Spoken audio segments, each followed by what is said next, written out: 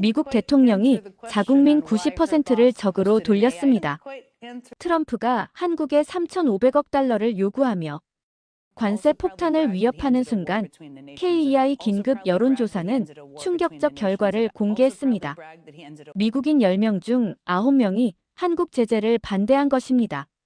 같은 압박을 받은 일본은 48시간 만에 백기를 들었습니다. 하지만 한국은 달랐습니다. 한국을 밟는 발도 뚫릴 것이다. 이 강력한 메시지와 함께 5페이지 법률 반박문을 보냈고 20일이 지난 지금까지 백악관은 답변조차 못하고 있습니다. 트럼프가 절대 이길 수 없는 싸움의 증거가 발견되었습니다. 지금부터 90%의 진실을 공개합니다. 구독과 좋아요 버튼을 눌러주시고 댓글로 여러분의 생각을 들려주세요.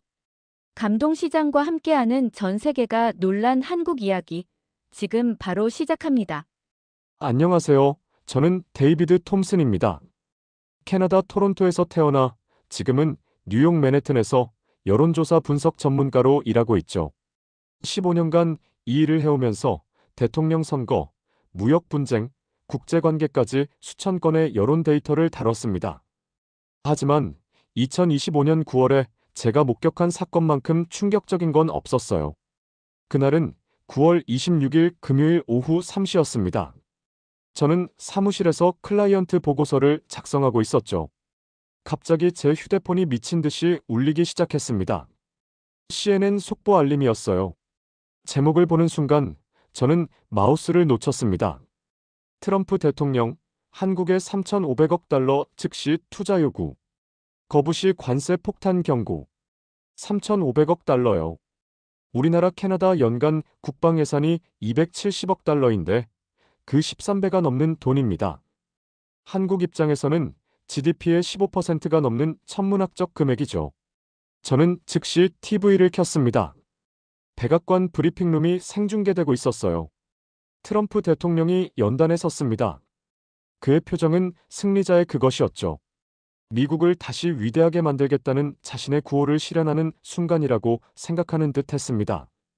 그는 단호하게 말했어요. 한국은 우리의 보호 아래 번영했으니 이제 대가를 지불할 때라고요. 3,500억 달러를 미국에 투자하지 않으면 한국산 제품에 최대 60% 관세를 부과하겠다고 했습니다. 저는 화면을 멍하니 바라봤습니다. 이건 협상이 아니었어요. 완전한 굴복 요구였죠. 더 충격적인 건 그 다음이었습니다. 같은 날 오후 7시, 일본 정부의 공식 발표가 나왔습니다. 일본은 미국의 유사한 요구를 수용하겠다고 밝혔어요. 정확히 48시간 만의 결정이었죠. 저는 시계를 봤습니다. 트럼프의 요구부터 일본의 항복까지 정확히 48시간이었습니다. 월스트리트는 즉시 반응했습니다. 한국 관련 주식이 폭락하기 시작했어요. 삼성전자 ADR은 1시간 만에 7% 떨어졌습니다. 현대차는 9%가 급락했죠. 제 동료가 다급하게 말했습니다. 데이비드, 한국도 끝났어. 일본이 48시간에 무릎 꿇었는데 한국이 버틸 리 없잖아. 그날 저녁 전 세계 언론이 일제히 같은 예측을 쏟아냈습니다. CNN은 한국 경제 위기의 서막이라고 보도했어요. BBC는 한국이 일주일 내로 굴복할 것이라 전망했죠. 블룸버그는 더 구체적으로 72시간 안에 결정이 날 거라고 분석했습니다. 저도 사실 그렇게 생각했어요. 일본도 못 버텼는데 한국이 뭘 믿고 버티겠습니까? 게다가 한국은 대미 수출 의존도가 높은 나라잖아요. 트럼프가 관세 폭탄을 터뜨리면 한국 경제는 즉시 타격을 받을 겁니다. 하지만 저는 한 가지 의문이 들었습니다. 왜 하필 한국일까요? 트럼프는 중국, 멕시코, 캐나다, 유럽연합에도 무역 압박을 가했지만 이렇게 노골적이고 구체적인 금액을 제시한 건 한국이 처음이었어요. 3,500억 달러라는 숫자도 이상했죠. 너무 크고 너무 구체적했습니다. 그날 밤 저는 잠을 이룰 수 없었습니다. 사무실 창밖으로 맨해튼의 야경이 보였어요. 수많은 빌딩에 불이 켜져 있었죠. 그중 얼마나 많은 곳이 한국 기업과 연결되어 있을까요? 삼성 반도체, LG 디스플레이, 현대차 부품. 제 머릿속에 한 가지 질문이 맴돌았습니다. 만약 한국이 정말로 무릎을 꿇으면 그 다음은 누구일까요? 그리고 이게 정말 트럼프가 말하는 공정한 거래일까요? 72시간의 카운트다운이 시작되었습니다. 전 세계가 한국의 선택을 기다리고 있었죠.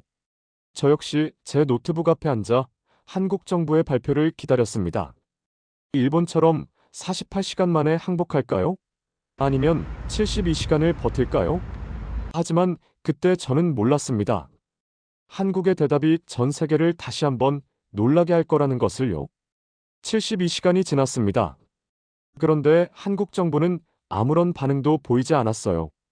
저는 당황했습니다. 일본은 48시간 만에 항복했는데 한국은 72시간이 지나도 침묵했죠. CNN 앵커는 생방송에서 당혹스러워했습니다. 월스트리트는 더 초조해졌어요. 제 동료는 확신했죠. 데이비드, 한국은 그냥 시간을 끄는 거야. 결국엔 굴복할 거라고. 그런데 9월 29일 월요일 오전, 모든 게 바뀌었습니다. 한국 정부가 공식 성명을 발표했어요. 저는 그 내용을 읽는 순간 얼어붙었습니다. 이건 항복이 아니었어요. 한국은 3,500억 달러 요구를 즉각 거부했습니다. 거기에 5페이지 법률 검토 문서를 백악관에 보냈다고 밝혔어요. 미국의 요구가 WTO 규정과 한미 FTA를 어떻게 위반하는지 상세히 적혀 있었죠. 더 놀라운 건 맞제안이었습니다. 3,500억 달러를 원한다면 한미 통화 스와프 체결이 선행되어야 한다는 조건이었어요. 저는 화면을 멍하니 바라봤습니다. 일본도 48시간 만에 무릎 꿇었는데 한국은 오히려 맞서고 있었습니다.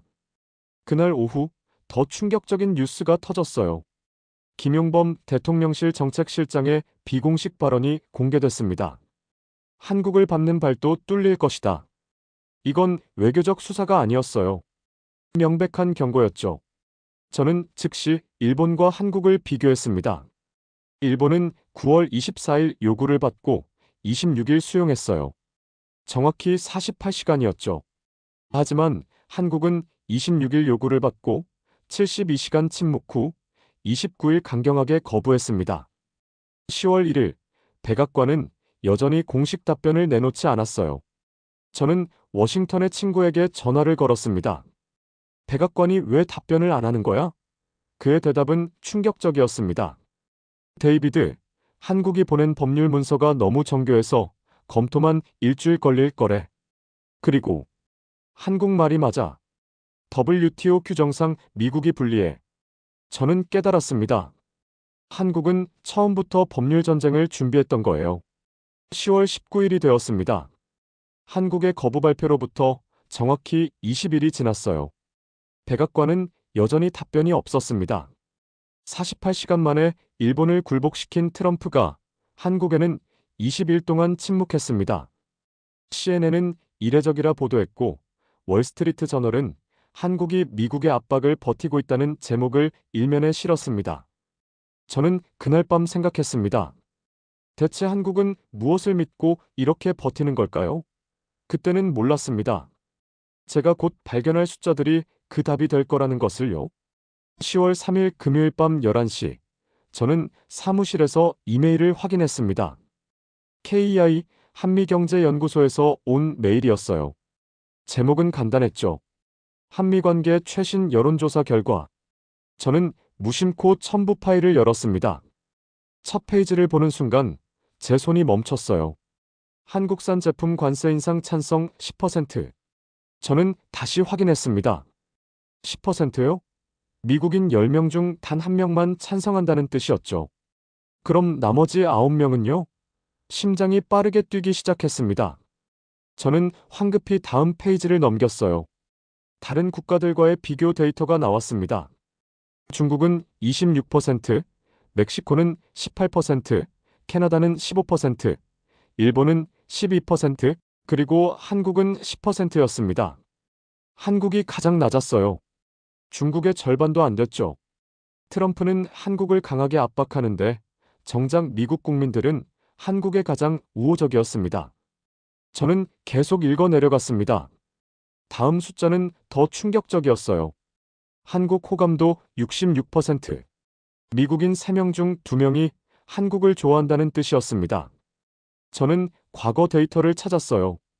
2005년 47%에서 2025년 66%로 꾸준히 상승했죠. K-드라마, K-팝, 한식의 영향이었습니다. 더 중요한 숫자들이 나왔어요.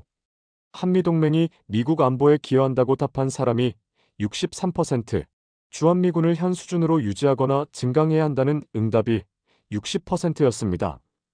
그리고 가장 결정적인 질문이었습니다. 한국 대 대만, 유사시 어느 나라를 우선 방어해야 하는가? 한국을 선택한 사람이 24%, 대만을 선택한 사람이 14%, 둘 다라고 답한 사람이 47%였습니다. 한국이 대만보다 10%포인트나 높았습니다. KEI 분석에 따르면 미국 대중이 동맹을 단순한 방어수단이 아니라 지역 안정화 장치로 본다는 거였어요.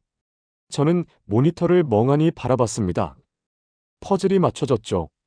트럼프는 한국에 3,500억 달러를 요구했습니다. 하지만 미국 국민 10명 중 9명은 한국 제재를 원하지 않았어요. 3명 중 2명은 한국을 좋아했고 10명 중 6명 이상은 한미동맹을 지지했죠. 그리고 대만보다 한국을 우선해야 한다는 응답이 10%포인트나 더 높았습니다. 저는 천천히 깨달았습니다. 한국이 20일 동안 버틸 수 있었던 이유를요. 한국은 이 숫자들을 알고 있었던 겁니다. 트럼프가 미국 국민 90%를 적으로 돌리며 싸우고 있다는 것을요. 이건 트럼프 대 한국이 아니었습니다. 트럼프 대 미국 국민 90%의 싸움이었어요. 그리고 미국 정치에서 여론을 이길 수 있는 대통령은 없습니다. 저는 마침내 이해했습니다. 왜 백악관이 20일 동안 답변하지 못했는지를요. 저는 그날 밤 잠을 이룰 수 없었습니다. 66%라는 숫자가 머릿속을 떠나지 않았어요. 미국인 10명 중 7명 가까이가 한국을 좋아한다는 건 단순한 통계가 아니었습니다. 이건 정치적 무기였죠. 저는 다음 날 아침 일찍 사무실로 출근해서 과거 20년간의 데이터를 꺼냈어요. 2005년 한국 호감도는 47%였습니다. 과반도 안 되는 수치였죠. 그런데 2010년 52%로 올랐고 2015년 58%, 2020년 61%, 그리고 2025년 66%가 됐습니다. 20년 만에 거의 20%포인트나 상승한 겁니다. 저는 궁금했어요. 무엇이 이런 변화를 만들었을까요? 답은 문화였습니다. KEI 보고서를 다시 펼쳤어요. 한국 문화가 미국 내 한국 이미지에 긍정적 영향을 준다는 질문에 60%가, 그러니까 10명 중 6명이 그렇다고 답했습니다. 그리고 그 내역이 흥미로웠죠. 음식이 42%로 압도적이었습니다. 거의 절반에 가까운 수치예요. 영화와 화장품, 예술작품이 각각 15%씩이었고 K-팝과 TV쇼가 각각 12%였습니다. 저는 고개를 끄덕였어요. 맨해튼에만 한식당이 얼마나 많은지 아세요? 제가 사는 아파트 반경 1마일 안에 5곳이 있습니다. 주말이면 줄을 서야 하죠. 김치, 불고기, 비빔밥. 이제는 미국인이라면 누구나 아는 단어들입니다. 저는 제 딸 생각이 났습니다. 16살인 제 딸은 지난 2년간 넷플릭스에서 한국 드라마만 봤죠. 오징어 게임, 이상한 변호사 우영우, 더 글로리. 주말마다 친구들과 한국 드라마 이야기를 합니다. 한 달 전에는 딸이 저에게 BTS 콘서트에 가고 싶다고 조르기도 했어요. 티켓이 $500, 그러니까 70만 원 정도였죠. 저는 놀랐습니다. 하지만 딸의 친구들도 모두 같은 반응이었어요. 그 정도는 아깝지 않다고요. K-팝 팬이 응답자의 12%라는 건 미국인 10명 중 1명 이상이 K-팝을 좋아한다는 뜻이었습니다. 이건 단순한 음악 트렌드가 아니었어요. 문화적 현상이었죠. 저는 데이터를 더 파고들었습니다. 2015년과 2025년을 비교해봤죠. 10년 전 한국 호감도는 58%였어요. 10년 만에 8%포인트 상승한 겁니다. 그 10년 사이 무슨 일이 있었을까요? 2016년 넷플릭스가 한국 콘텐츠 투자를 시작했습니다. 2018년 BTS가 빌보드 1위를 차지했죠. 2020년 기생충이 아카데미 작품상을 받았어요. 2021년 오징어 게임이 전 세계를 강타했습니다. 문화가 정치를 바꿨습니다. 미국인들은 한국 드라마를 보고 한국 음악을 듣고 한국 음식을 먹으면서 한국을 좋아하게 됐어요. 그리고 한국을 좋아하는 사람들은 한국을 제재하는 정책을 반대했습니다. 저는 깨달았습니다. 트럼프는 이 흐름을 완전히 오판했어요. 그는 한국을 약한 동맹국으로 봤지만 미국 국민들은 한국을 문화적 친구로 보고 있었습니다. 10명 중 7명이 좋아하는 나라를 어떻게 제재할 수 있겠습니까? 그날 오후, 저는 사무실을 나와 맨해튼 거리를 걸었습니다. 점심시간이었어요. 32번가 코리아타운을 지나는데 한 식당 앞에 긴 줄이 보였습니다. 30명은 좋게 넘어 보였죠. 저는 멈춰 섰습니다. 줄을 선 사람들을 자세히 봤어요. 백인, 흑인, 히스패닉, 아시아계. 정말 다양했습니다. 20대 젊은이들도 있었고 정장 입은 직장인들도 있었죠. 한 중년 여성은 친구에게 말했어요. 여기 순두부찌개가 정말 맛있어. 일주일에 2번은 와. 저는 KEI 보고서가 떠올랐습니다. 한국 문화가 미국 이미지에 긍정적 영향을 준다는 응답이 60%, 그러니까 10명 중 6명이었죠. 그중 음식이 42%로 가장 높았습니다. 거의 절반이에요. 이건 단순한 숫자가 아니었습니다. 제 눈앞에서 실제로 일어나고 있는 현상이었어요. 저는 사무실로 돌아와 더 깊이 분석했습니다. 문화 소비와 정치적 지지 사이의 연결고리를 찾고 싶었죠. 저는 과거 데이터를 꺼냈어요. 2015년 한국 음식을 먹어본 미국인은 전체의 약 30%였습니다. 10년이 지난 2025년 그 비율은 65%로 뛰었죠. 미국인 3명 중 2명이 한국 음식을 먹어봤다는 뜻이었어요. 그리고 흥미로운 패턴을 발견했습니다. 한국 음식을 먹어본 사람들의 한국 호감도는 78%였어요. 안 먹어본 사람들은 48%였죠. 무려 30%포인트 차이였습니다. K-팝도 마찬가지였습니다. K-팝을 듣는 사람들의 한국 호감도는 82%였어요. 안 듣는 사람들은 59%였죠. 한국 드라마를 본 사람들은 81%, 안 본 사람들은 54%였습니다. 패턴이 명확했어요. 한국 문화를 소비하는 사람들은 한국을 좋아했고, 한국을 좋아하는 사람들은 한국을 지지했습니다. 그리고 가장 중요한 연결고리가 나왔습니다. 저는 KEI 보고서를 다시 펼쳤어요. 한미동맹이 미국 안보에 기여한다 63%, 주한미군 현 수준 유지 또는 증강 60%, 10명 중 6명이 주한미군을 지금 수준으로 유지하거나 더 늘려야 한다고 답했습니다. 더 놀라운 건 다음 질문이었어요. 북한이 비핵화하더라도 주한미군을 유지해야 하는가? 46%가 그렇다고 답했습니다. 미국인 2명 중 1명 가까이가 북한 위협이 사라져도 주한미군이 필요하다고 본 거죠. 저는 그제야 완전히 이해했습니다. 미국인들은 한미동맹을 단순히 북한 방어용으로 보지 않았어요. KEI 분석이 맞았습니다. 지역 안정화 장치로 본 거죠. 그리고 그 기저에는 문화가 있었습니다. 한국 음식을 먹고 한국 드라마를 보고 K-팝을 들으면서 미국인들은 한국을 동맹 이상으로 보게 됐어요. 문화적 친구가 된 겁니다. 저는 노트북을 닫고 창밖을 바라봤습니다. 해가 지고 있었죠. 맨해튼의 네온사인들이 하나둘 켜지기 시작했어요. 그 중에는 한글로 쓰인 간판도 보였습니다. 이건 단순한 동맹이 아니었습니다. 이건 문화적 유대였어요. 음식에서 시작해서 음악과 드라마로 이어지고 결국 안보 지지로 연결되는 거대한 흐름이었죠. 그리고 트럼프는 이 흐름을 전혀 이해하지 못했습니다. 저는 KEI 보고서의 한 질문 앞에서 오래 멈춰 있었습니다. 그 질문은 잔인했어요. 유사시 미국이 한국과 대만을 동시에 방어할 수 없다면 둘 중 어느 나라를 우선해야 하는가? 이건 단순한 여론조사가 아니었습니다. 미국 국민들에게 생명의 저울질을 요구하는 질문이었죠. 결과를 보는 순간 저는 숨이 멎었습니다. 한국 24%, 대만 14%, 둘 다 47%. 한국이 대만보다 10%포인트나 높았어요. 미국인 10명 중 2명 반 정도가 한국을 선택했고 1명 반 정도가 대만을 선택했습니다. 거의 2배 가까운 차이였죠.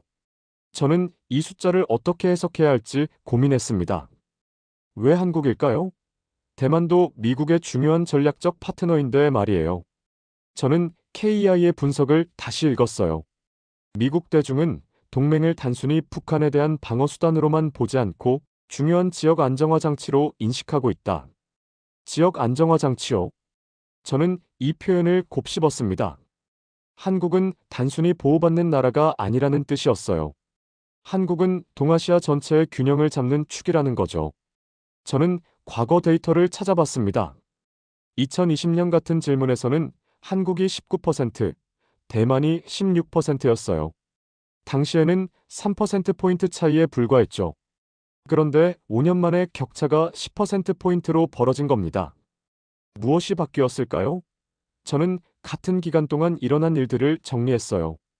2021년 한국이 백신 허브로 떠올랐습니다.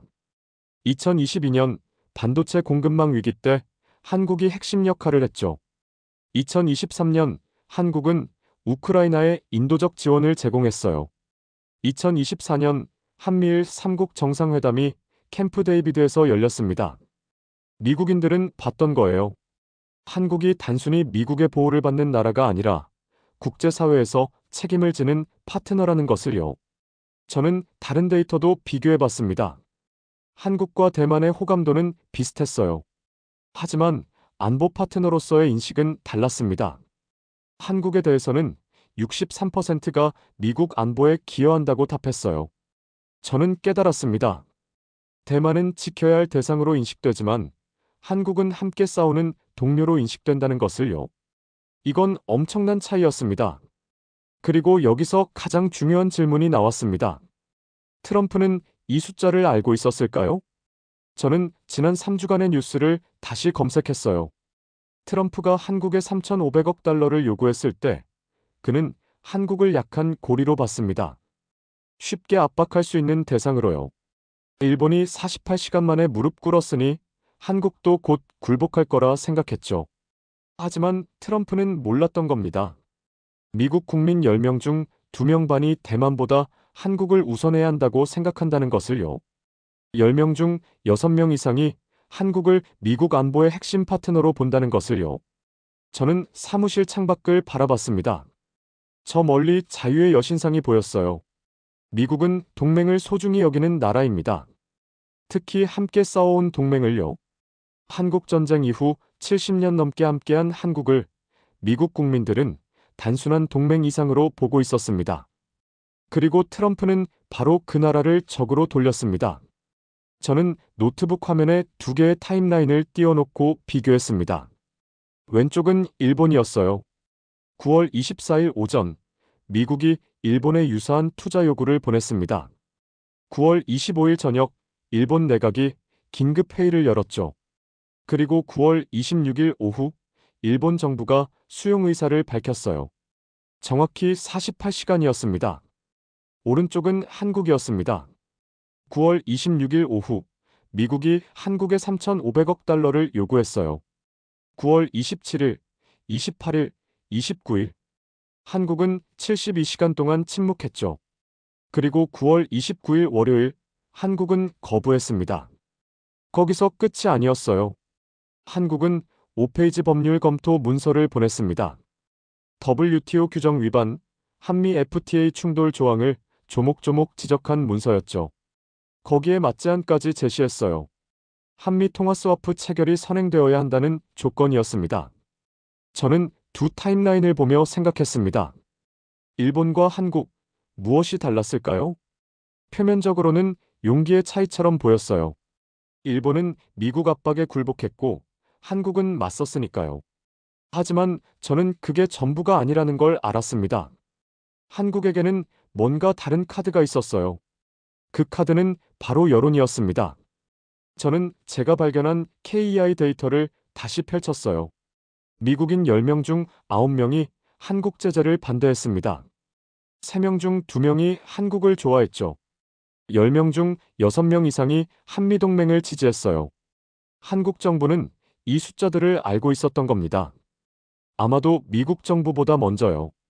저는 워싱턴에 제 친구가 했던 말이 떠올랐어요. 한국이 보낸 법률 문서가 너무 정교해서 검토만 일주일 걸릴 거래. 그리고 더 큰 문제는 한국말이 맞아. WTO 규정상 미국이 불리해. 한국은 3가지 전략을 동시에 구사했습니다. 첫째, 법률 전쟁이었어요. 국제법률 전문가들을 동원해서 미국의 요구가 불법임을 증명했죠. 이건 감정이 아니라 팩트로 싸운 겁니다. 둘째, 맞제안이었습니다. 단순히 거부하는 게 아니라 조건을 제시했어요. 한미 통화 스와프를 원한다면 3,500억 달러를 논의할 수 있다는 거였죠. 이건 협상 테이블을 뒤집은 겁니다. 셋째, 시간 끌기였어요. 한국은 서두르지 않았습니다. 72시간 침묵하고 답변을 보낸 후에도 20일 넘게 기다렸죠. 왜냐하면 시간은 한국 편이었으니까요. 저는 깨달았습니다. 일본은 시간이 자기 편이 아니라고 판단했어요. 트럼프가 관세 폭탄을 터뜨리기 전에 빨리 합의해야 한다고 생각했죠. 하지만 한국은 반대로 생각했습니다. 시간이 갈수록 미국 내 여론 압박이 커질 거라고요. 그리고 한국이 옳았습니다. 10월 19일 현재 백악관은 여전히 공식 답변을 내놓지 못했어요. 48시간 만에 일본을 굴복시킨 트럼프가 한국에게는 20일 넘게 침묵하고 있었습니다. CNN은 묻기 시작했어요. 왜 백악관은 한국에 답변하지 않는가? 월스트리트 저널은 더 직설적이었죠. 트럼프가 한국 협상에서 막혔다고 보도했습니다. 저는 사무실 창밖을 바라봤습니다. 맨해튼의 야경이 아름다웠어요. 저는 중얼거렸죠.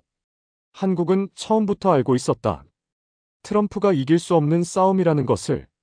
미국 국민 90%를 적으로 돌리고 이기는 건 불가능합니다. 2026년 중간선거가 1년도 안 남았어요. 트럼프는 여론을 무시할 수 없었죠. 그리고 한국은 그걸 처음부터 계산했던 겁니다. 일본이 졌고 한국이 버틴 이유는 용기가 아니었습니다. 숫자였어요. 10월 20일 월요일 아침, 저는 최종 보고서를 작성하기 시작했습니다. 지난 3주 동안 발견한 모든 숫자를 노트북 화면에 정리했어요. 그리고 그 숫자들을 바라보며 깨달았습니다. 이건 단순한 데이터가 아니라는 것을요. 이건 트럼프가 절대 이길 수 없는 이유들이었습니다. 첫 번째 이유, 90%였습니다. 미국인 10명 중 9명이 한국 제재를 반대했어요. 이건 압도적 다수였죠. 민주주의 국가에서 90%를 무시하고 정책을 밀어붙이는 건 정치적 자살입니다.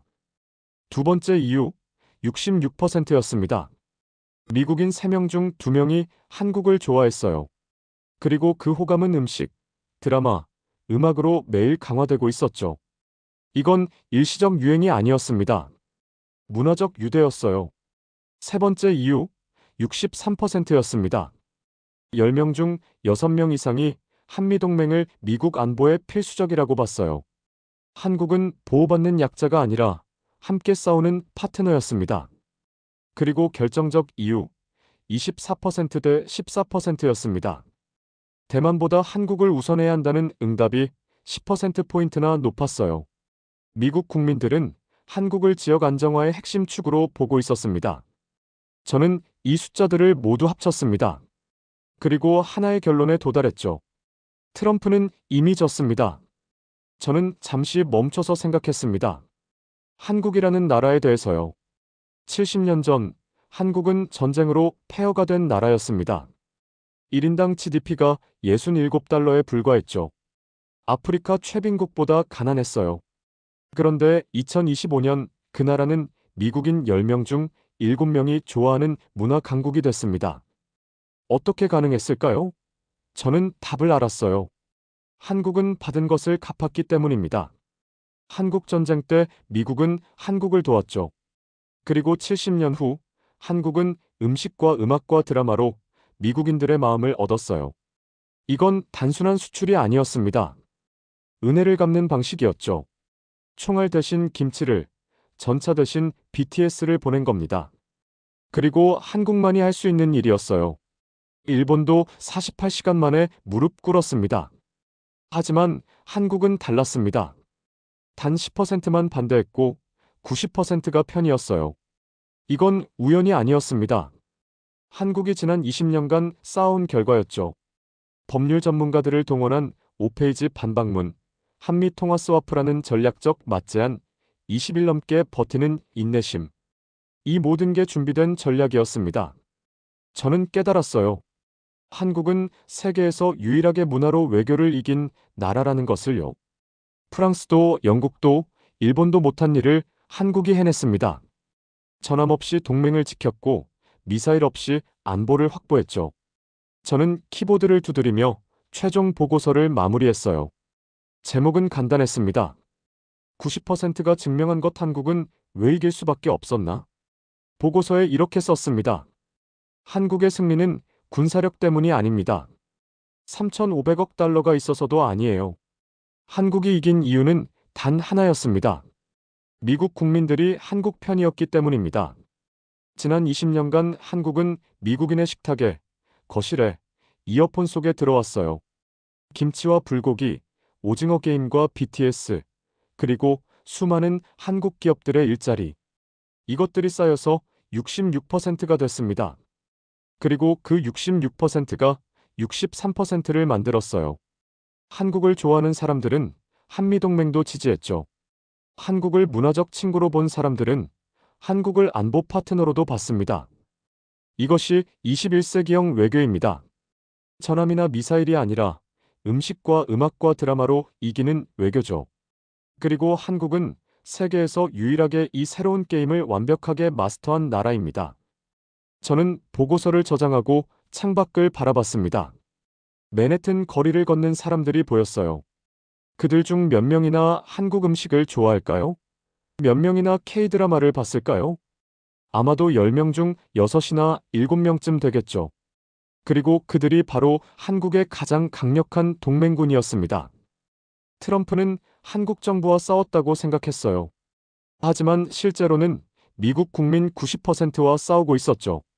그리고 그 싸움에서 이길 수 있는 대통령은 이 세상에 없습니다. 저는 마지막 문장을 입력했습니다.